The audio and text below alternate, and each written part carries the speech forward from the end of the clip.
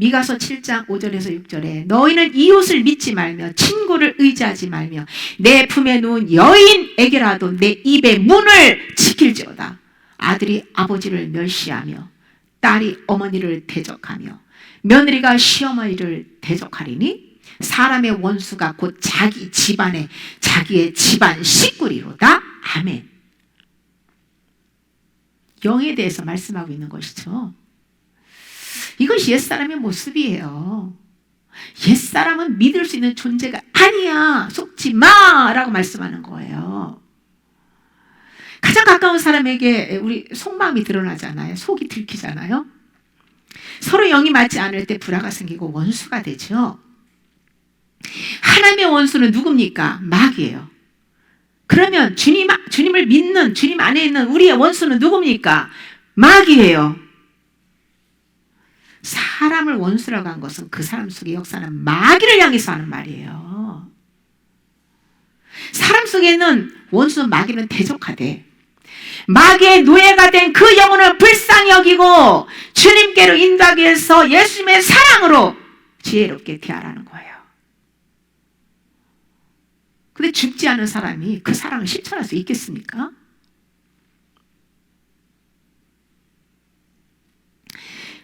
우리가 날마다 모든 것에서 정직해야 정직한 자에게 빛이 일어난다고 말씀한 것처럼 하나님과 사람들 앞에서 우리는 솔직해야 은혜를 받을 수 있어요.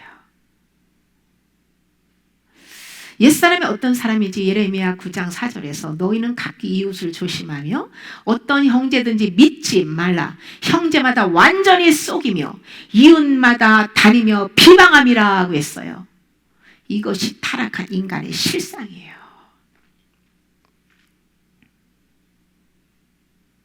겉으로 포장하고 육신이 가려져 있고 외식하기 때문에 모르는 것뿐이에요. 그러나 눈이 열린 사람은 그걸 압니다. 그래서 빨리 소경의 눈을 치유받고 열어야 되는 거예요. 옛사람을 대하는 마음과 태도를 완전히 우리는 바꿔야 되는데요. 옛사람에게 미움을 받아도 예수님의 생명으로 대해야만 그를 주님께로 인도할 수가 있어요. 예수님을 믿어도 날마다 자아를 부인하고 자기 십자가를 치고 주님을 따라가지 않으면 거짓 영에 지배받고 외식하며 살게 되어 있어요. 옛사람은 속이는 영이라서 눈앞에서만 잘 보이려고 하고 자기의 유익을 주는 사람에게만 잘합니다. 누구든지 내 자존심을 건들면 그냥 분노를 폭발하고 미워하고 물질에 손해를 끼치면 분노하고 비방하잖아요. 한 이불을 덮고 사는 부부라도 옛사람의 마음은 서로 믿을 수 없다는 거예요.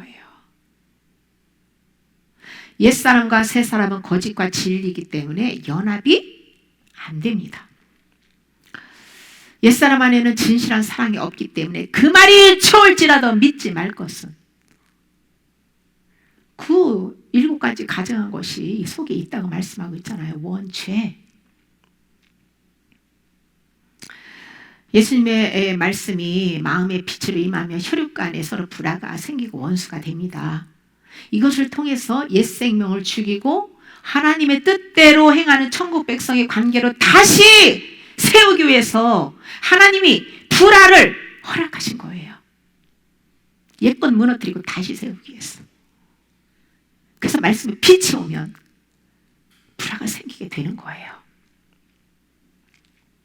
부부와 혈육 간의 진리의 빛을 받으면 다툼과 불화가 일어나는데요. 혈과 육의 싸움이 아니고 원수의 마귀와의 싸움이라는 걸 알고 그 싸우는 문제들을 주님 앞에 맡기고 내가 죽어야 승리를 경험할 수 있는 거예요. 방법은 포기하고 죽는 것밖에 없습니다.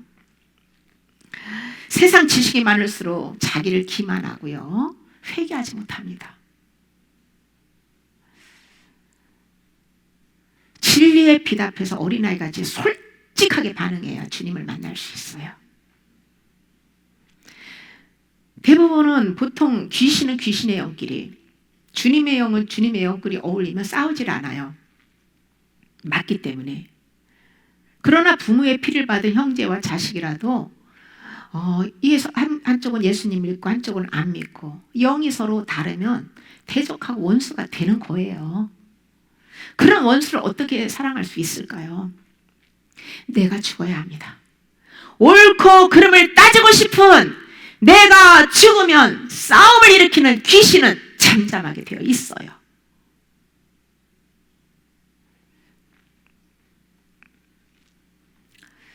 성령 안에서 자아를 부인하고 선으로 악을 이기고 빛으로 어둠을 몰아낼 때 구원의 역사가 일어납니다.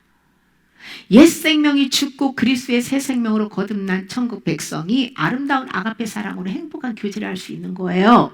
이런 사람들이 연합해서 하나님 나라를 세워가는 것입니다. 이것이 교회 공동체예요. 이사야 2장 20절에 너희는 인생을 의지하지 말라. 그의 호흡은 코에 있나니 새말 가치가 어디 있냐? 네? 호흡이 끊어지면 끝이에요. 네?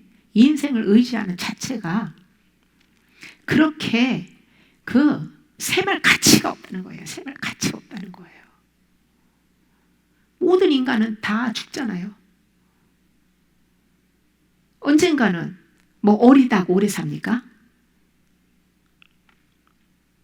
하나님이 부르시는 시간에 주님의 심판대 앞에 서야 돼요.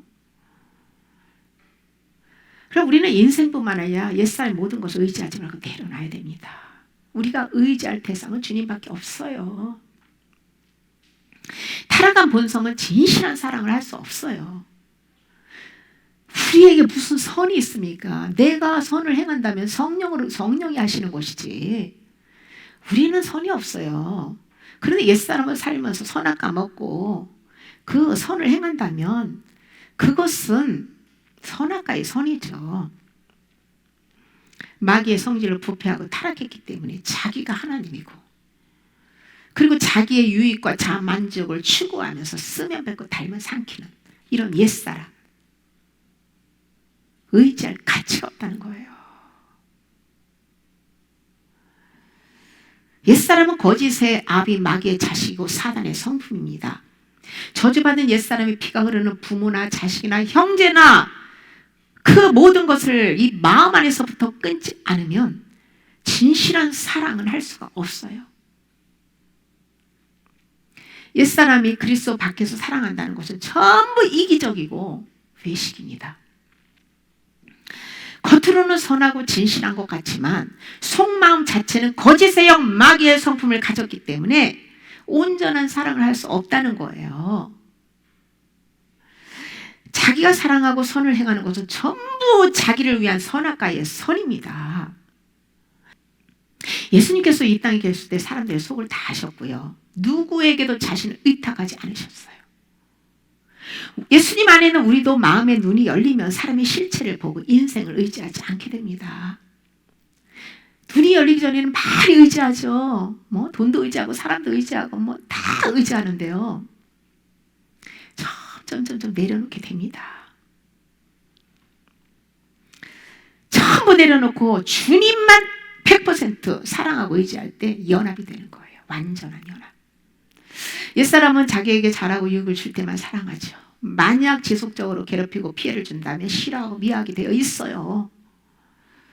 그러나 예수님의 사랑은 원수까지도 사랑하고 상대가 나에게 어떻게 대하든지 상관없이 주님의 마음과 눈을 가지고 아가페 사랑으로 대합니다. 예수님이 원수까지 사랑하라는 말씀 우리는 잘 이해해야 돼요. 죄를 용납하고 상대가 원하는 대로 대해주라는 뜻이 아니에요. 하나님의 관점 입장에서 말씀을 봐야 되고 사람들을 대해야 돼요. 하나님이 미워하는 것은 미워해야 되고 하나님이 사랑하는 것은 사랑해야 됩니다. 우리가 사랑으로 끌어 안아줄 때가 있고 또 때로는 침묵할 때가 있고 또 냉정하게 끊고 멀리할 때가 있는 거예요. 왜? 옛것을 무너뜨리고 다시 세워야 하기 때문이에요. 십자가 터위에서 다시 세움받기 위해서는 옛 관계를 무너뜨린 아픔의 과정을 통과해야 합니다. 그래서 이런 옛것을 버리고 새롭게 다시 세워주기 위해서 고난을 허락하시고 환난을 주시는 거예요. 모든 일에 성령의 인도를 우리가 받아야 되는데 중요한 것은 죄와 마귀는 미워하되 그 영혼은 불쌍히 여겨야 한다는 것이에요. 예수님과 연합하기 위해서 먼저 아담으로부터 물려받은 혼적 생명을 십자가에 죽여야 합니다. 어떻게 죽여야 될까요? 날마다 옛사람의 부정적인 생각이나 감정이나 의지나 말을 부인하고 예수님의 말씀만 믿고 반응해야 돼요. 매 순간 자아를 부인할 때 그때마다 아픔이 따르지만 그 순간이 지나면 평안을 경험하게 됩니다.